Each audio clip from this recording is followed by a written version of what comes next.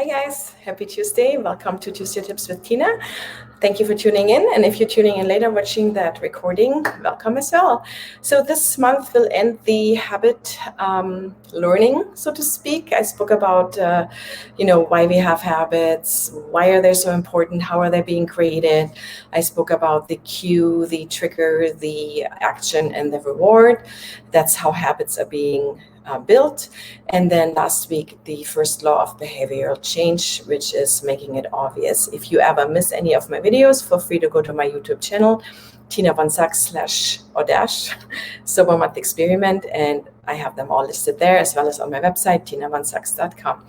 So first law of behavior change, making it obvious. That was last week, where I gave you a little tip of creating a list everything that you do daily, repetitively, brushing your teeth, drinking your coffee, driving to work, coming home from work, drinking your wine, having a cigarette on your break, and then mark a plus, minus, or equal sign next to it, meaning plus is they help you become better, minus they do not help you, that's more of a bad habit, and then equal is it's just a necessity. So you eat your food and you drink your coffee, brushing your teeth, putting your shoes on, putting your clothes on, hopefully.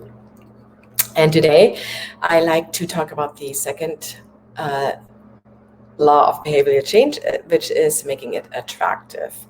So making it attractive, the more likely it will be habit forming. And that has to do with dopamine. Dopamine is whenever you predict that an opportunity will be rewarding, your level of dopamine spikes in anticipation. Whenever dopamine rises, so does your motivation to act.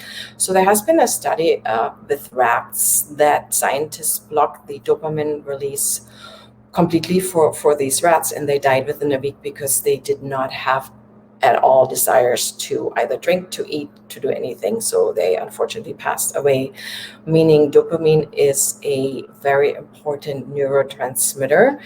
It is what motivates us. So let's say all habits that are extremely easy to form habits like drinking, smoking, gambling, overeating, binge TV watching, it has to do with the dopamine release and the reward that we are getting from it.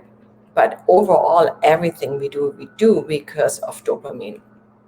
And the interesting fact is that our brain, once you did something once, so let's say you go after work, you go have a drink, and you have that reward of the short relaxation that the drink gives you, your dopamine spikes. So let's say you do that again a week later and you speak about your colleagues and say, hey, let's go out to happy hour.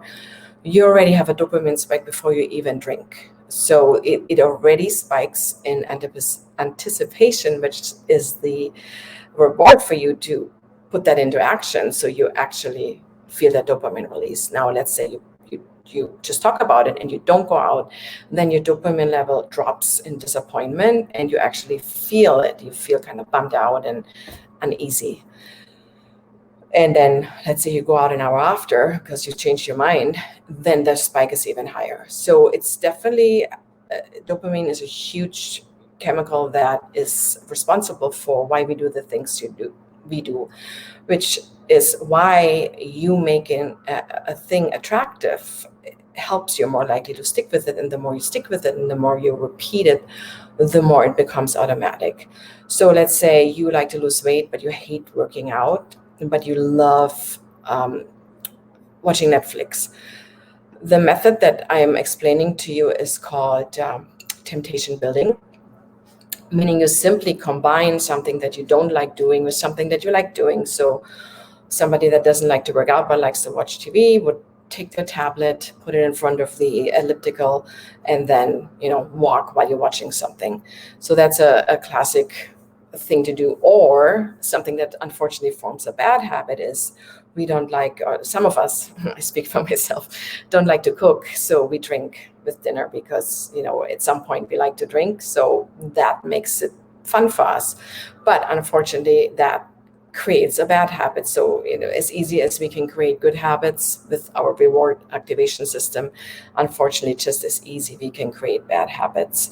And for me, as a coach, where I come in is helping people that like to get rid of bad habits, change them and create something new, mainly for fitness and over drinking. We then look at, okay, so what about a bad habit? How can we change it? And really the key to changing a bad habit is to making it unattractive. So the opposite of making it attractive is making it unattractive. For example, instead of looking at drinking as something that you gain something from, you would list all the things that hurt you. And then you would make a list of all the things you gain by not drinking. So, quick example, you have a night out with your friends and you had too many drinks, you know, you don't sleep well. You might think that alcohol helps you sleep, but really it doesn't. It interrupts the sleep pattern. So you don't sleep well. You might wake up at 3, 4 a.m. when the alcohol leaves the system, and then you're left with the anxiety because of the chemical reaction. And then the next morning you're kind of tired and grumpy, and you don't really want to do the things that you said you would do.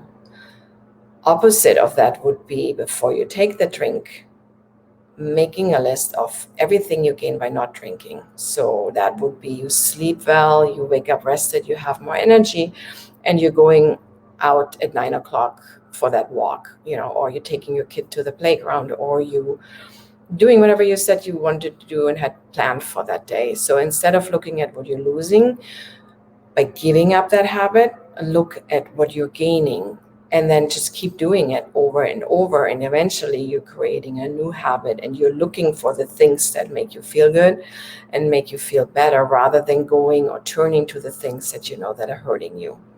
I hope that makes sense. This was the really, really, really short version of a lot of things that I learned and several books that I have read. So just simply because I try to keep those videos short.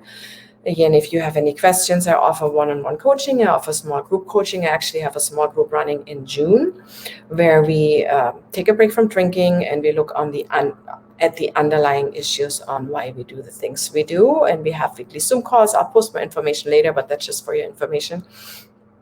And then also, I lost my train of thought. What did I want to say? Oh, yeah, starting in June, these lives will be more topic related for people who like to either transform their lives by losing weight or taking a break, stopping drinking, examining their relationship with alcohol.